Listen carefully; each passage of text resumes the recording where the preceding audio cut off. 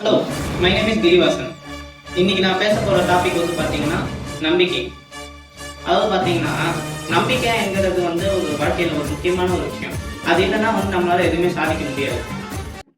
எனக்கு தெரிஞ்ச ஒருத்தர் வந்து விமானத்தில் 35,000 அடியில் போயிட்டு இருக்கும்போது அவர் 3 சீட் இருக்கிற அந்த சீட்டில் உட்காந்துட்டு இருக்காரு. அவருக்கு இந்த பக்கம் ஒரு முனிவர் இருக்கார், அதாவது ப்ரீஸ் அவர் இருக்காரு. இந்த பக்கம் வந்து ஒரு சின்ன குழந்தை இருக்கு. அப்படி உட்காந்துட்டு இருக்கும்போது திடீர்னு டர்புலன்ஸ், அதாவது பயங்கரமான காற்று அடிக்கிறதுனால அந்த விமானம் அப்படியே குலுங்குது. அப்படி குலுங்கும் போது எல்லாரும் அவங்க உயிரை கையில பிடிச்சிக்கிட்டு, ஐயோ அம்மா தெய்வமே என்னை காப்பாற்ற மாட்டியா அப்படின்னு கத்துறாங்க. ஆனா அந்த குழந்தை மட்டும் அதோட பொம்மையை வச்சுக்கிட்டு விளையாடிட்டு இருக்குது. இந்த பிளேன் குலுங்கிறது நின்னதுக்கு அப்புறம் அவரு அந்த குழந்தைய பார்க்கறாரு. அப்பவும் அதோட விளையாடிட்டு இருக்குது. அவரு ஆச்சரியமா அப்படியே கேட்கிறாரு அந்த குழந்தைகிட்ட, ஏமா பாப்பா இவ்வளோ பேர் இருக்காங்க இந்த விமானத்துல, எல்லாரும் பயத்துல கத்திக்கிட்டு இருக்காங்க, ஆனா நீ எப்படி இன்னும் இவ்வளவு ஜாலியா விளையாடிட்டு இருக்க அப்படின்னு கேட்கிறாரு.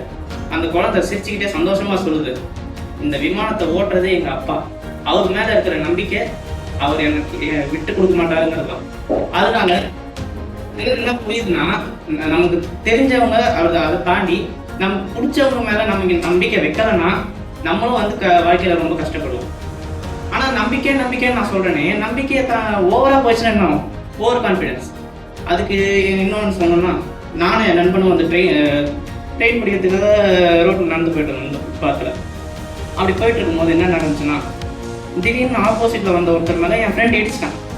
அவன் என்ன பண்ணான், சரி நம்ம சாரி கேட்டு போகலான்னு நான் சொன்னேன். அவனுக்கு ஓவர் கான்ஃபிடென்ஸ், ஏன்னா அவன் ஜிம் போகிறான். ஆனால் ஆப்போசிட்டில் அவன் இடித்தவர் நல்லா பெருசாக பல்காக இருக்கார். அதை கூட கவனிக்காமல் அவன் இன்னமும் சொல்லிட்டு அப்படியே பிடிச்சி தள்ளிட்டான்.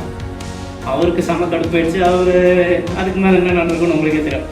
அவர் வேலையை பார்த்துட்டு அப்புறம் சரி நான் கூட்டின்னு போயிட்டேன். அதாவது நம்பிக்கை அப்படிங்கிறது வந்து நமக்கு சாத்தியமான ஒரு விஷயம். நம்மளால் செய்ய முடியும்னா மட்டும்தான் நம்ம வந்து அது மேலே நம்ம நம்பிக்கை இருக்கணும். ஒரு அதாவது நடக்காத விஷயத்தை நடத்தி காட்டணும். ஆனால் லிட்டரலி இம்பாசிபிள் அப்படிங்கிற விஷயத்துக்கு வந்து நம்ம இது பண்ணக்கூடாது. அதனால பிரச்சனை தான் வரும். அதனால நம்பிக்கை வச்சு முன்னேறணுங்கிறது தான் என்னோட ஆசை.